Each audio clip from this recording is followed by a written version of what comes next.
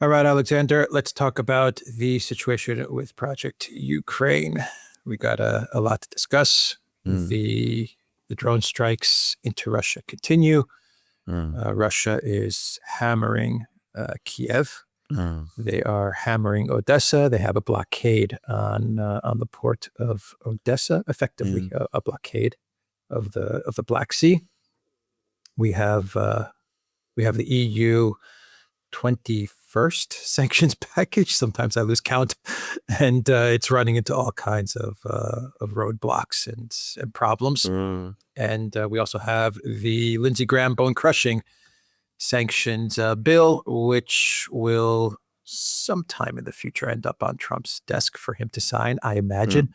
mm, But effectively, this is an embargo on Russia, and Trump would have to be absolutely crazy to sign off on such a bill. He's asking for Iran to also be included in this bone crushing bill, but it would be devastating for the mm, United States and for the world if Trump were to sign off on that bill. mm. Anyway, that's my thoughts on that. That is everything that is going on with Project Ukraine. But let's dig into it. Well, as you said, an awful lot is going on, and can I first begin by saying that I think that this um, strange euphoria, which we've had over the last few months, in the West, in the Western media, with the drone strikes into Russia, the claims about the situation on the battlefields um, changing.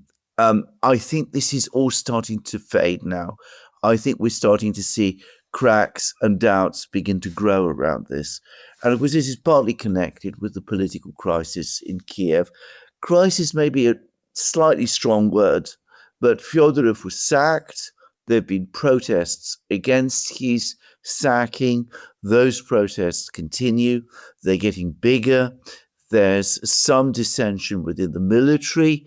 There seems to have been an attempt in Ukraine to reach out by the people who back Fyodorov to parts of the military. So far, that doesn't seem to have translated into very much. But we had a word yesterday that Zelensky was going to meet with top military commanders to discuss Syrski's fate.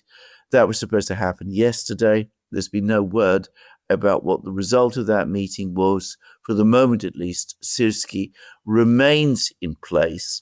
But we've now had a long piece from Ukrainska Pravda, a Ukrainian newspaper, which basically says that the people in the military have been complaining that the drone attacks are not achieving anything useful for them on the battlefields where the war continues to be lost. And we've had stunts that the Ukrainians have attempted to carry out in Konstantinovka, artificial AI generated videos of Ukrainian soldiers raising flags in Konstantinovka, which were quickly discredited by the monitoring community. Ukrainian soldiers who've been sent into Konstantinovka to try to raise flags there and who have been captured by the Russians and who have then gone over basically to the Russian side and talked about what's going on. Just to clarify what you said, there's an AI instance, But there's also a real. What you just said is a real. That's not one. AI. That's real. Exactly. The Ukraine troops in which Konstantinov got captured. which didn't work out at all. So you could see that things on the battle lines are not going well. And Gerasimov has now come out again. This is the Russian commander, and has spoken about how things in the north, in Liman and elsewhere, are going well for the Russians, and that Liman, organized resistance by the Ukrainians there, has collapsed, all kinds of things. So I think within Ukraine, this attempt to create euphoria around the drone war has, it's cracking. And we've had these very, very heavy strikes now by the Russians against Kiev itself. And Kiev is now coming under what is probably the most powerful assault by the Russians in terms of missiles and drones since the start of the war. 50 missiles hitting various enterprises in and around Kiev itself. over the course of a few hours, and signs that this is going to continue. And, well, all of that. And at the same time, it's now starting to look as if there's the beginnings, or rather a return of doubt by some people in the West. So the 21st sanctions package, as you rightly said, facing all kinds of problems, Greece strongly objecting to parts of it, the part that basically stops ships, EU ships, which means Greek ships basically, carrying LNG, Russian LNG, to sell to third parties. Greece objected to that. They said that one particular billionaire ship owner might face bankruptcy if that happened. Other countries also starting to object to various parts of this 21st sanctions package. A really rather unhappy article in the Financial Times, which fervently supports sanctions against Russia, saying that all of the big countries, including Germany and France and Italy, are now busy negotiating carve-outs on the sanctions package, the 21st sanctions package, which in effect will render it all but meaningless, and talking about how the peak sanctions against Russia have not just been reached, but have been passed. And then this very strange business in the United States with Lindsey Graham's sanctions package. Trump seemed to have told Lindsey Graham before Lindsey Graham died that he supported the sanctions package.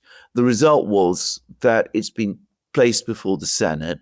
This has happened before. It's had 61 sponsors. But now one gets the sense that Trump himself is having doubts about it, and he's trying to tinker with it, and he's trying to get Iran included, which already sort of redirects it.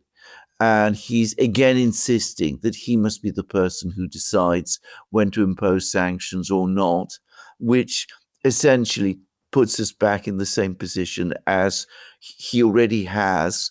And there's a sort of, I think, growing feeling that this sanctions package in Washington, which we've been hearing about for over a year, well over a year now, since May of last year, in fact, is again running into problems.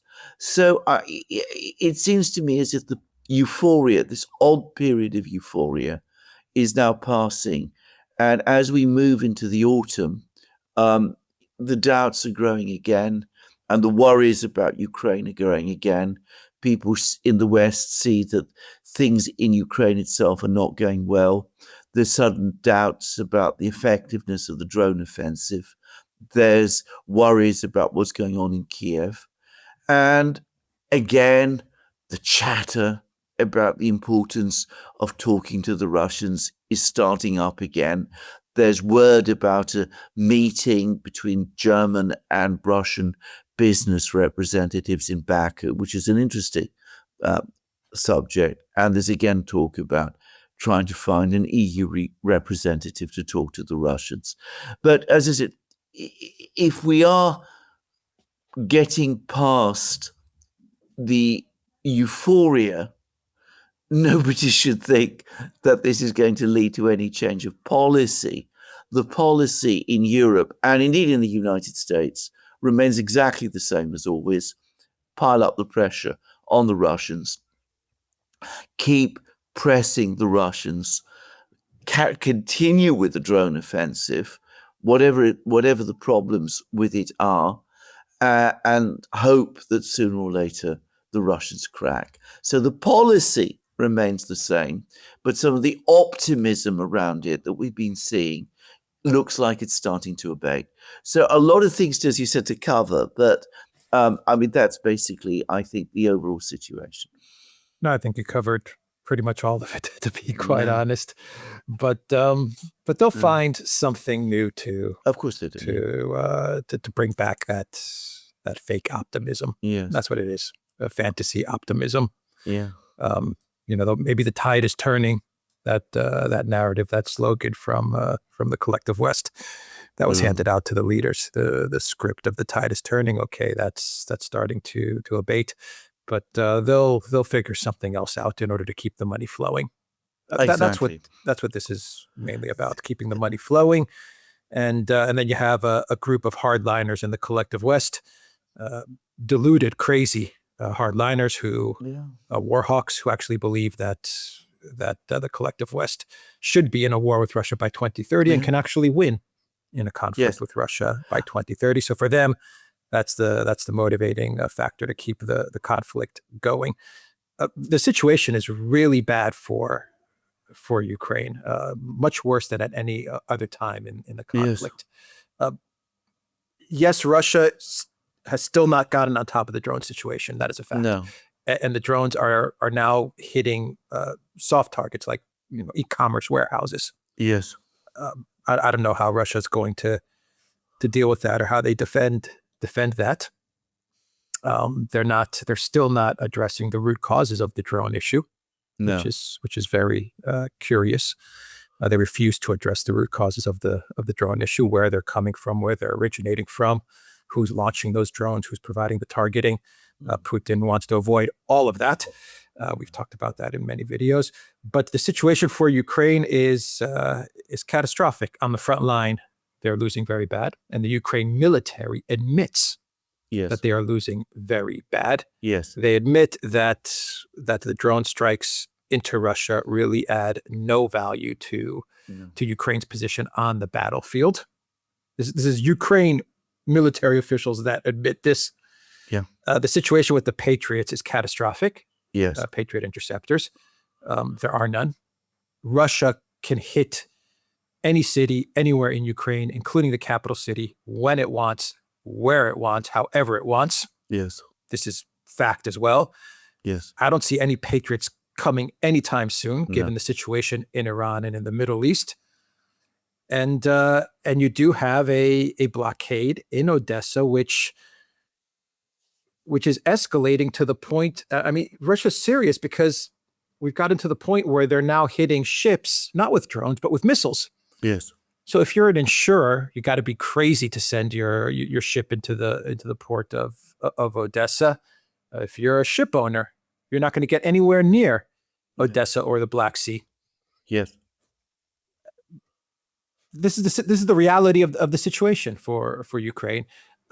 Why would Russia even entertain Germans speaking with them when Germany is hell bent on continuing a war with Russia, funding the war via the Ukraine proxy, and openly talking about building up their military so that they can get into another war with Russia? I mean, this is Germany that's saying all of this. Yes. Well, I think you've touched on a lot of important points. Let's start with the fact that there are crazy people, and I think we can use that word, in Europe who do want to start ultimately or catapult Europe into another war with Russia.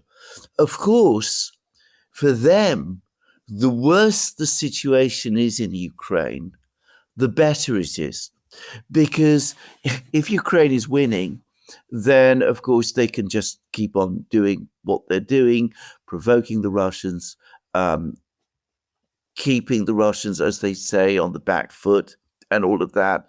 And they gained a lot of traction with that narrative over the last few months. But if, on the contrary, it's clear that Ukraine is losing and the Russians are winning, what these people invariably do in these situations is that they come back and demand escalation from the Ukrainian and Western side, because that is always their automatic response to any negative news from Ukraine and from the battlefields. And we can work out what that escalation is going to take, the form it's going to take. They've already been talking about providing missiles to Ukraine.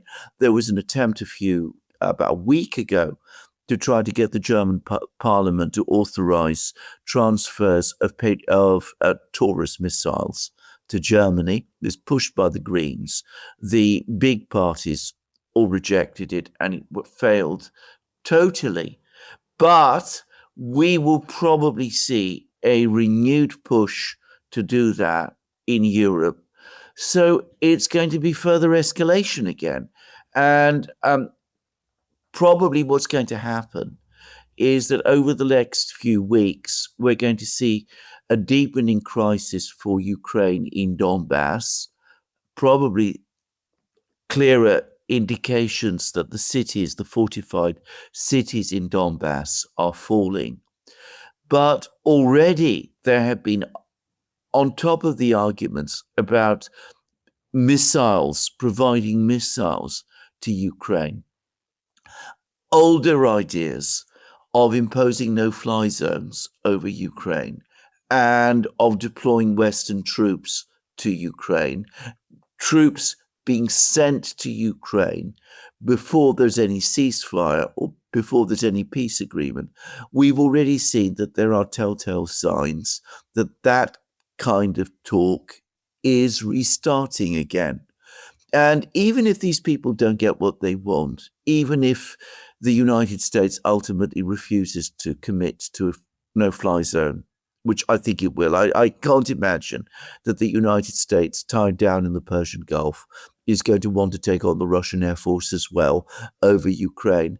And even if there's opposition in Europe, which I think there will overwhelmingly be, to deployment of European forces in Ukraine, the very fact that these ideas, these very bad and very dangerous ideas, are going to be circulating again, is going to itself push the envelope back towards escalation. So at the very least, we're going to start to see missile strikes, more missile strikes against Russia, probably ultimately using Taurus missiles and other types of missiles supposedly being developed in Britain. Probably we will see more aggressive steps taken against so-called shadow fleet Russian tankers and all of that around European seas.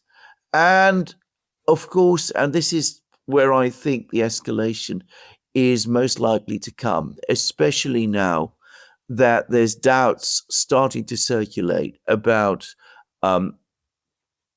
sanctions, further sanctions packages. The hardliners are going to start insisting again that the Russian frozen assets must be confiscated.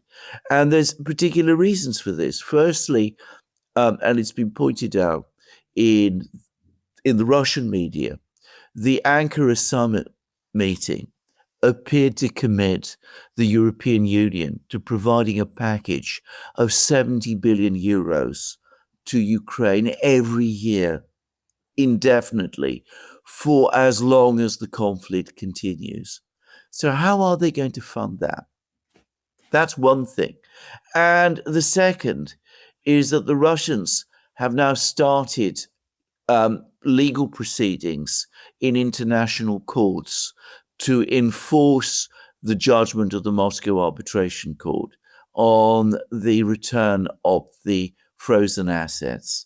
And already Euroclear has been forced to take its own counterstep, which is to try to bring counteraction against the Russian central bank in Europe, the Belgian courts. I don't think anybody really understands what that case is.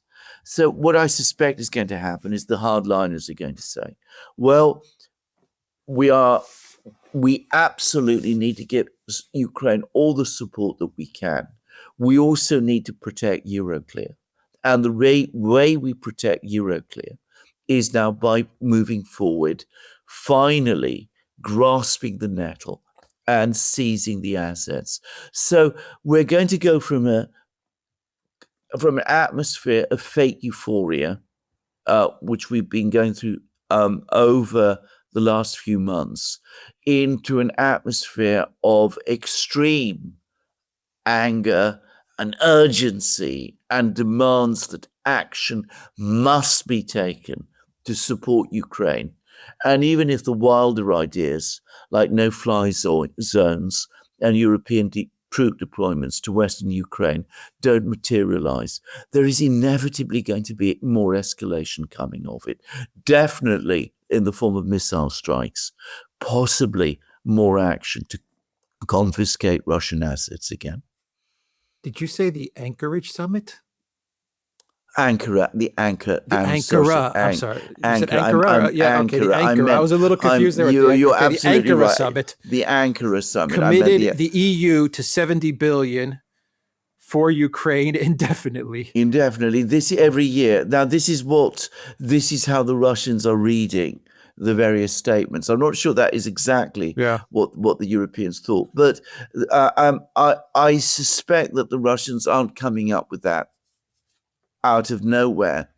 I think that there's been discussions between the Russians and various people in Europe. We'll come to that in a moment. And I think that this idea that Europe is now on the hook indefinitely for 70 billion euros every year to Ukraine, I think that is indeed out there. And I think that is what we're going to see. And given the fiscal realities in Europe, how do they implement that commitment, which comes on top of all the money that they're spending on their own so-called rearmament and all of that? Well, I can only think that they're thinking again of going back after those Russian assets. So we went through all of that last year, and I think we're going to see it all happen again this year. Yeah, well, 70 billion a year, it's a good gig if you're part of that club. Right. It's a good payday if you're part of that club every year. The Europeans will find a way to take it from the people.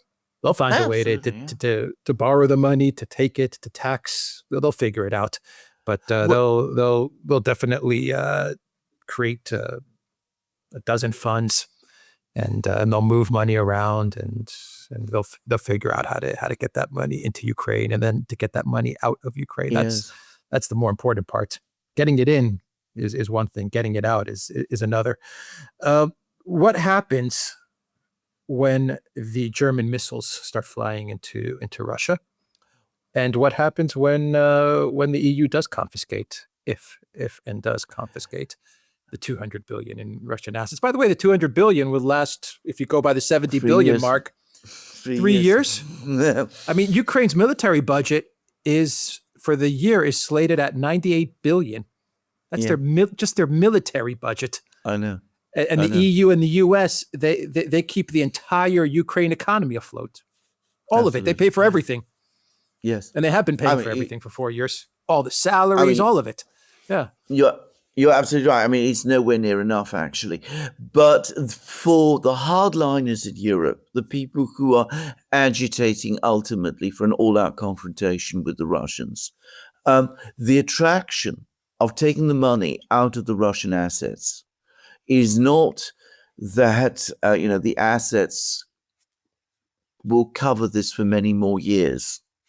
It's that this is a massive escalatory move in itself, just as launching Taurus missiles at Moscow is an escalatory move. So what they want is escalation, and seizing the assets, launching the missiles is itself, it works for their advantage because they want escalation, because they want ever greater, deeper conflict. Now, this is where the Russians, this is where the tension within Moscow comes, because there's those in Moscow, and you find that there are also people, on alternative media who say this as well. From a Russian point of view, you don't want more escalation. You don't want a situation where the war escalates, and instead of becoming a war confined to Ukraine itself, it becomes a war that expands beyond Ukraine, bringing in the European countries, involving the United States potentially. So that's one of the reasons why the Russians have up to now acted with extraordinary restraint in the face of all of these attacks against themselves, because they're winning the war, they're pushing forward. As you absolutely rightly say, the Ukrainians are becoming more and more reckless in the kind of targets that they're attacking. So they're no longer attacking hard targets. I mean, well, they are attacking hard targets, but they're not just attacking refineries. Refinery attacks appear to be abating, by the way. They're now attacking soft targets like warehouses used by companies like Wildberries. Wildberries, as we both know, is a kind of Russian equivalent to Amazon. So the Ukrainians are continuing to escalate in that way. But the Russians, up to a certain point, can absorb that. Russians are killed. There's anger about it in Russia, but the Kremlin can come back and say to the military, to the civilian leadership, to people like this, we want to keep this war under control. We are winning. We won't want to jeopardize that by escalating further. Missile strikes are an entirely different thing. If Western missiles start to be launched against Kiev, it's a question whether the Kremlin can hold the line there. We'll see. I mean, their air defense system, as we have also seen, is extremely proficient. I read recently that about a year ago, a Ukrainian drone launched at targets in Russia, had a 70% chance of reaching its target. Now it's apparently fallen to 10%. So, the Russians are modernizing and their air defense system is adapting. You had a discussion with Stanislav Krapivnik about 10 days ago, in which Stanislav spoke about the plan that the Russians undoubtedly do have to create a barrier of radar posts along their border to track the movement of drones and missiles, and thereby give themselves advance warning of when the drones and the missiles are coming. So they can upgrade their air defenses. But, of course, if we start getting Taurus missiles or British missiles or even American missiles starting to hit Moscow, then, of course, the dynamic changes and the anger increases and the demands for escalation, much more serious escalation from the Russian side grows. In some ways, we are already seeing escalation taken to levels which we have never seen in this war up to now. The sea blockade on Odessa, the attacks on grain ships, I mean, these are actually civilian grain ships in Odessa, the destruction of the grain exporting facilities in Odessa. These were things which back in 2022, when they happened, the West fiercely protested about. We got Guterres, the UN Secretary General, piling up the pressure on the Russians to agree the July 2022 grain deal, basically to stop those kind of attacks. The Russians agreed to stop those kind of attacks. There was an elaborate deal done, which the European Union, of course, never implemented. But anyway, there was a lot of opposition to attacks on Ukrainian grain exports. The global South backed the pressure on the Russians not to attack Odessa. So what happens this summer? The Ukrainians attack Russian grain ships in the Sea of Azov.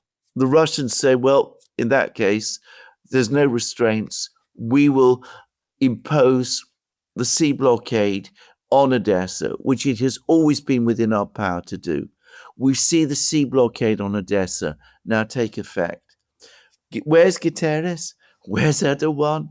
Where are the European leaders? Where are the global South leaders? Nobody says anything. We can see already how escalation is intensifying, and there doesn't seem to be any break upon it. So the closing of Odessa is a disaster for Ukraine. It's one funding lifeline which was independent of the West, but that's now been effectively shut down. It's a disaster for Ukrainian agriculture. It's been pointed out to me that the Ukrainians did try back in 2022 to divert grain through Constanza, and it didn't really work then. And it seems that there's no reason to think it would work now. There's been no facilities created in Constanza, in Romania, to do that now.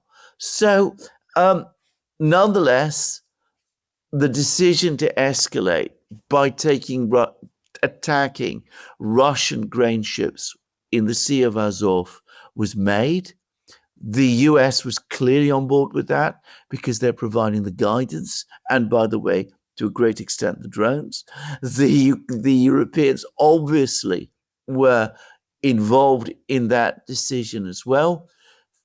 They would have known that there was a possibility that an attack on Odessa would take place.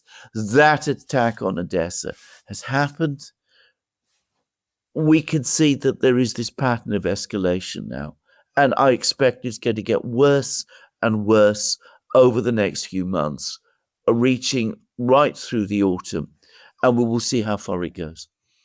Well, Guterres and the UN, as well as Erdogan and Turkey, they've been working for the collective West on this. Absolutely. So the fact that they were putting pressure on Russia to agree to the grain deal, Russia agreed to it, but the goal was never to prevent an escalation with regards to grain exports and the Black Sea and the port of Odessa.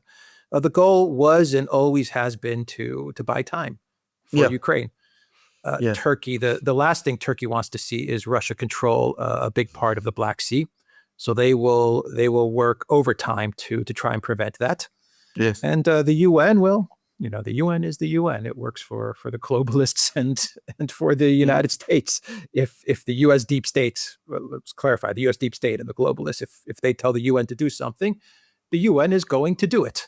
Yes. So I mean, the whole UN, Turkey putting pressure on Russia. I mean, Russia agreed to it at the end of the day. They're the ones that took the decision to agree to the demands of the pressure of Turkey and the United Nations.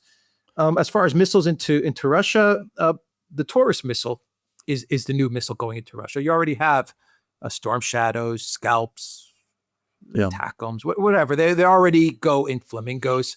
They already go into Russia. I imagine the hardliners are calculating that Putin is not going to do anything with regards to missiles. That's what they're calculating, because what they'll work off of is what was done with Scalp or Storm Shadows. Russia defends. This is what they're seeing. They're saying that Russia's policy is defense. Yes. And so they're going to play offense to Russia's defense. If that offense means incorporating Taurus missiles, they'll do that, because they're not going to fear any offensive action from Russia with regard to the long-range missile strikes. I'm saying this is how they probably view it. So I think the whole Taurus situation, if they do get launched into Russia, if Germany finally agrees and says, okay, let's launch Taurus missiles into Russia, I imagine the Russian policy will be along the lines of the Storm Shadow and the Scalp missiles as well. The interesting argument, I always find it interesting that you have this Kremlin argument of we don't want the war to expand, which is correct. No one wants the war to expand. Nobody. But by implementing maximum restraint, as we've said in many videos, it emboldens the West to expand. It's a weird dynamic, but that's the reality of it. Yes. Of course, the argument is that if Russia goes on the offensive, then the war expands, and you have the risk of bringing in NATO and escalating to God knows what. Yes. So, Putin in a way is in a box when it comes to Russia's deterrence. They're winning the war in Ukraine on the battlefield. I've said this many times. Undoubtedly, they're winning. They're winning big when it comes to the actual battle in Ukraine and in the Donbass. Even Ukraine military officials admit this. They have to come up with crazy stunts like troops in Konstantinovka holding up flags because they're fighting a PR war, but the actual battle is being decisively won by Russia. the deterrence component, the attacks into Russia are the problem, because I don't think it's ever going to end. Even when Ukraine is over and Russia has won in Donbass and in Ukraine, I think the collective West will continue to hold that card of, we can hit you whenever we want, Putin in Russia, whoever follows Putin. Don't do anything. Don't say anything. Keep where you are, because we can hit you whenever we want. I think that dynamic, that idea of leverage, will always stay with the neocons and with the collective West. That's something that Russia has lost. I don't know how they get it back. Well, I don't know how they get it back, but before we proceed with it, I think there's a few things to say here. Firstly, if we're talking about ATACMS and Storm Shadows, they basically failed. I mean, they failed as weapon systems. The Russian air defense system very, very quickly adapted itself to them and was able to shoot them down. And they only did a limited amount of damage. They did a certain amount of damage. There was one ATACMS missile that fell on a beach in Crimea and killed a lot of civilians. But as an instrument of war, they were both ultimately unsuccessful. And the US used up about 500 ATACMS missiles attacking targets in Russia and in Donbass and Crimea. So it was a costly failure. And I understand that if we're talking about Storm Shadow and Scout missiles, the simple reality is there aren't many left. So that's one reason why they're now talking about the Taurus missile, because the Taurus is the only missile comparable in some respects to the Storm Shadow and Scout. It's said to be more modern and more effective, but it's the only missile which is left and which also has the range, possibly, to hit Moscow. What they're going to do is they're going to develop or put together missiles that they will say are Ukrainian, and which will, of course, be produced in the West, if they're not already in the West, and sent to Ukraine and perhaps launched from Ukraine to attack targets inside Russia. And, well, I think what Putin is telling the Security Council is that when that happens, we can deal with it. Our air defense is effective. We've shown that it's effective. We defeated the ATACMS. We defeated the Storm Shadows and the Scalps. We can defeat the Taurus too. And with the drones, I think that the Russians probably also feel that they're getting on top of that. They are not fully on top of that problem, but they're getting more on top of that problem than they used to be. I mean, Ukraine is launching hundreds of drones at Russia every day, but the proportion that actually get through and hit targets is reducing with every week that passes. Now, the longer term problem of deterrence continues to be there. And I don't know what the Russians do. And I agree with you, by the way, that if the Russians capture Donbass, if they capture the whole of eastern Ukraine all the way up to the Dnieper River, if they capture Kiev as well, if they move even further west and take Lvov, the problem of deterrence still remains. You can still set up a government in exile in London. You can still get that government to conduct strikes of various types against Russia. You can still get ships to launch drones against Russia and claim that these are Ukrainian ships that are able to launch these drone strikes against Russia. You can do that with you could do even that with, to some extent, with missiles too, perhaps. I mean, I'm not sure. But you will have this constant sense of tension in Europe. Now, that is a massive problem for the Russians. It's also a massive problem for people in Europe too, if they're thinking about it objectively. And this is where I think these meetings in Baku, what they're all about, because it's absolutely clear that the people who are meeting with the Russians in Baku and this back channel that exists does not involve Merz himself. It's people who ultimately are saying to themselves, what have we done? What are we doing?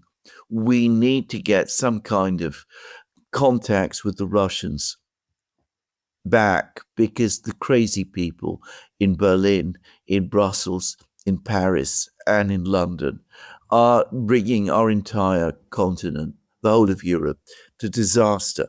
So they have these secret meetings. They meet privately with each other. They met in Azerbaijan, in Baku. They apparently met in other places.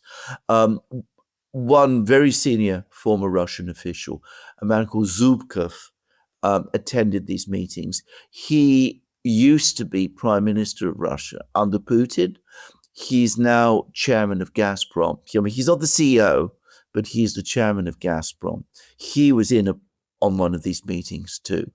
And as I said, there's these attempts to at least try and get some kind of back channel up and running, and to get some kind of dialogue going. And probably this is what both the Europeans, or those Europeans who retain some sense of sanity, and what those people in Russia who want to move beyond the crisis that we have now are looking forward to. There will be deep suspicion of these meetings. Obviously, there's hostility to these meetings from the hardliners in Europe, and in the German media, you can see this. And there will be hostility to these meetings in Russia too, because there will be people in Russia, in the Security Council, who will be saying these discussions are leading nowhere. They're not changing anything. We are still in an endless escalation spiral.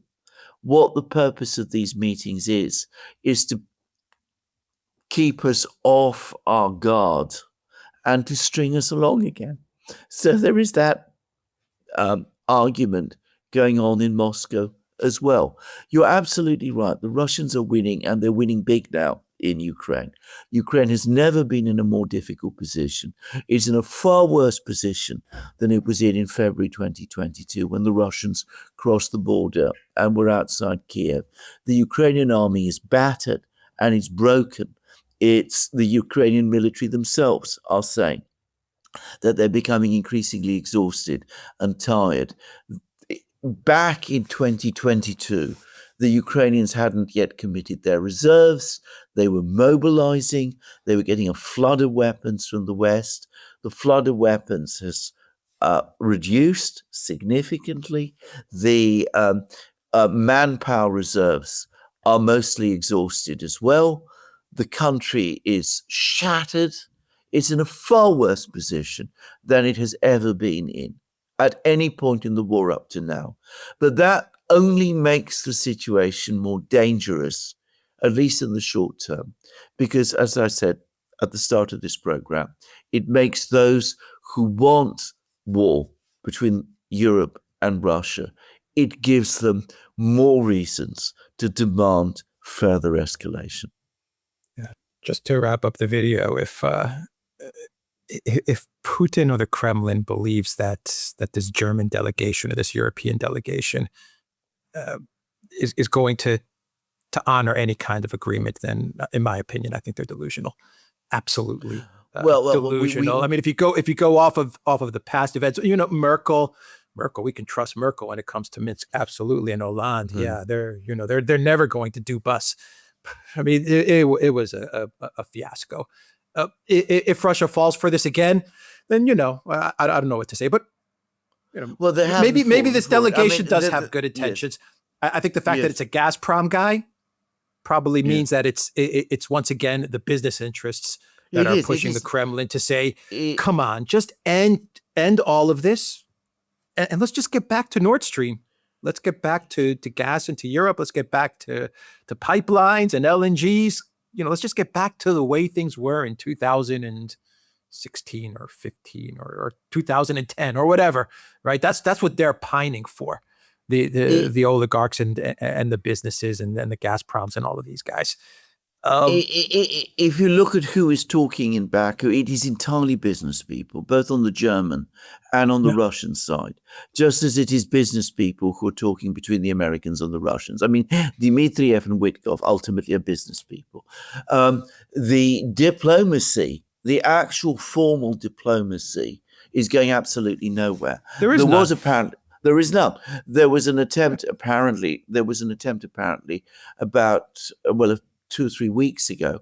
The European Union, well, not the Europeans, the three ambassadors of Germany, France, and Britain apparently approached the foreign ministry and said, can we actually start serious discussions? And basically, Lavrov sent them on their way. He said, you're coming up with nothing new. We're not interested in what you're proposing. It's it's all the same things that we've heard 101 times. We're not interested. And Lavrov has, by the way, made a very sarcastic and ironic statement about Witkov and Kushner. And he did this, by the way, whilst he was meeting none other than the foreign minister of Azerbaijan, the country that hosted this meeting in Baku. And Lavrov spoke about Witkov and Kushner in most uncomplimentary terms. He said, these are America's do everything envoys. They're not. He gave the impression he didn't think much of them at all. And he said, in the meantime, let them just go on and do whatever Trump tells them. We will carry on with our own business, which is winning the war in Ukraine.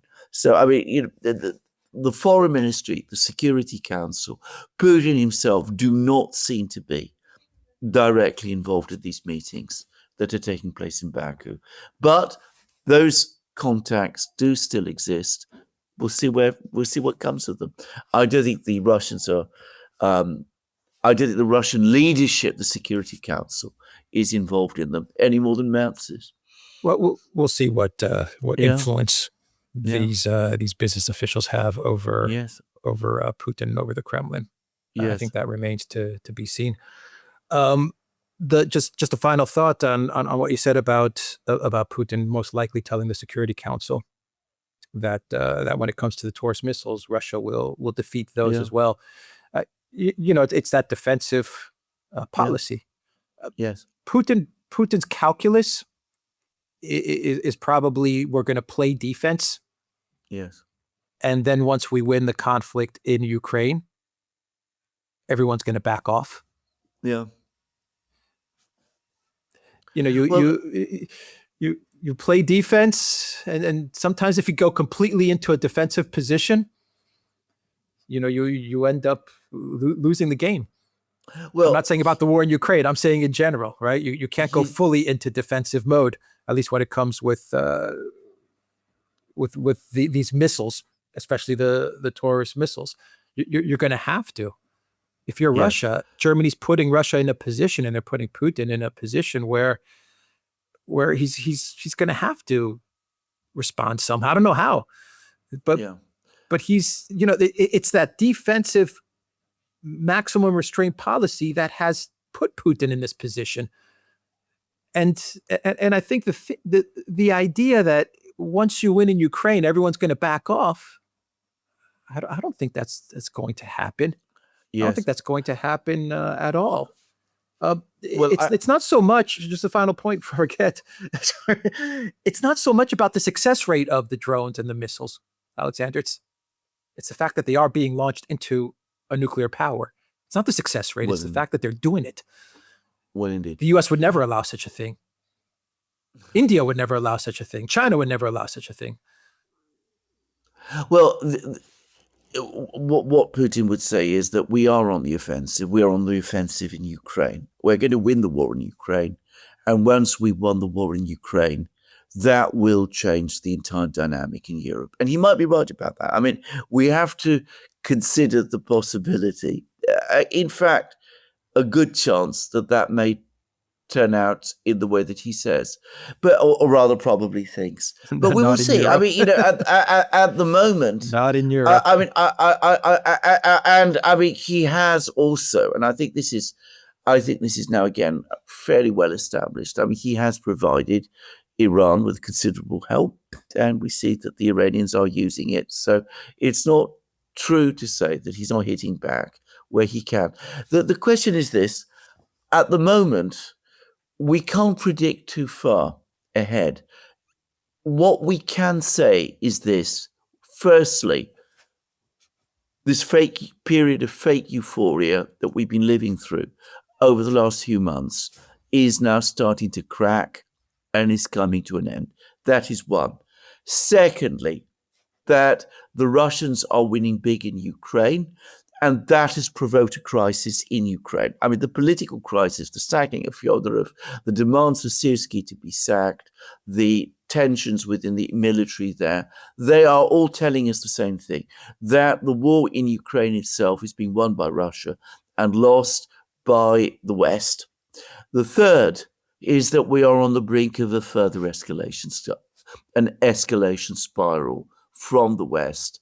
And that last point is where I think we have to stop, because what the Russian response is going to be to this next escalation spiral is something that we can't really gauge fully until the escalation spiral actually takes place.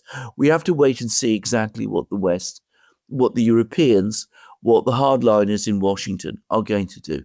Are they going to press forward with Lindsey Graham's bone-crushing sanctions, which would be an absolute catastrophe, and which would play to the advantage, by the way, of Putin and the Russians, just to say? Or are they going to use more kinetic methods?